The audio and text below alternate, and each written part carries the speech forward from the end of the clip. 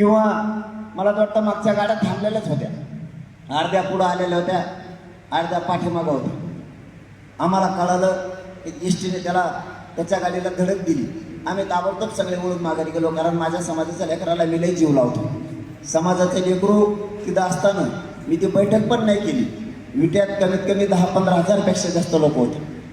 मी ती सगळं सोडून दिलं आणि मी पहिला त्याला गाडीत टाकलं आणि हॉस्पिटलला ॲडमिट केलं.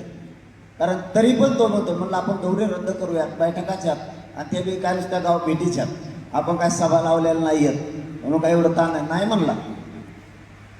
मी व्यवस्थित आहे, माझ्या पाठीला फक्त मार लागलाय, तुम्ही पुढं जावा.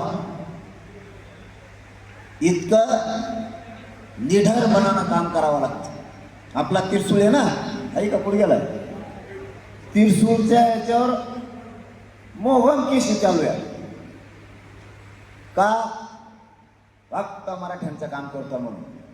हो, तुम्ही तिरसूळच्या मागं लागलेत आणि मी जर का तुमच्या मागं लागलो ना, तुमचा देवारात करीन दुपारा. मी देवारात